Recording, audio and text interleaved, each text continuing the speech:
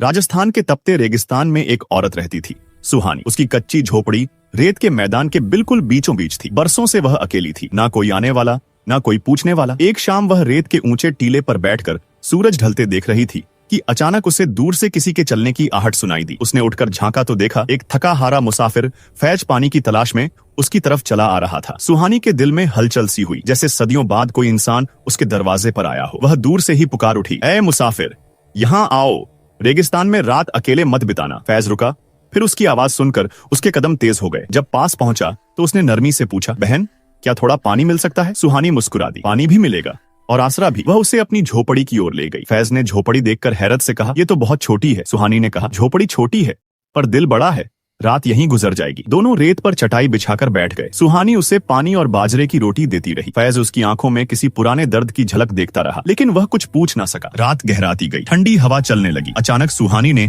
अपना कंधा पकड़ा और दर्द से कराह उठी, यहाँ बड़ा दर्द है, जरा देखोगे? फैज घबरा गया, मैं इलाज करना तो नहीं जानता। सुहानी ने धीमी आवाज में कहा, बस हाथ रख दो, शायद राहत मिल जाए। फैज ने झुककर हल्का सा दबाया। सुहानी ने आंखें बंद कर ली। उसके चेहरे पर सुकून फैल गया, जैसे बरसों बाद किसी ने उसे छुआ हो, समझा हो। कुछ देर बाद फैज ने पूछा, तुम अकेली क्यों रहती हो? सुहानी की आवाज भर आई, क्योंकि मेरा अपना मुझे छोड़कर चला गया। चुप्पी छा गई। रेत की हवा और दोनों के दिल की धड़कनें ही बस सुनाई देती रहीं। सुबह होते ही फैज उठकर बाहर आया तो देखा सुहानी पास के एक गोल दायरे में बैठकर आसमान की तरफ देख रही थी, चेहरे पर अजीब सी बेचैनी। फैज ने पूछा, हर सुबह यहाँ क्यों आती हो? सुहानी ने धीमे से कहा, क्योंकि यहीं बैठकर मैं उन यादों से बात करती हूँ जिनसे कभी पीछा नहीं छोड़ा पाई। फैज उसके पास बैठ गया, फिर बोला, कभी कोशिश की सब कह देने की? सुहानी ने पहली बार उसकी आंखों में देखा और कहा, अगर मैं कह दूं कि जिस अपने के जाने का दर्द मैं ढोती हूँ वो और कोई नहीं, तुम हो। फैज जैसे पत्थर हो गया, सांस रुक सी गई। सुहानी की आंखों से आंसू बह निकले, मैं वही औरत हूँ जिसने बरसों पहले तुम्हें छोड़ दिया था। फैज की आंखें नम हो गईं। धीरे से बोला, और मैं वही जो आज तक तुम्हारा इंतजार करता रहा। रेत की हवा थम गई। सूरज की किरणें दोनों पर पड़ रही थीं। सालों की तन्हाई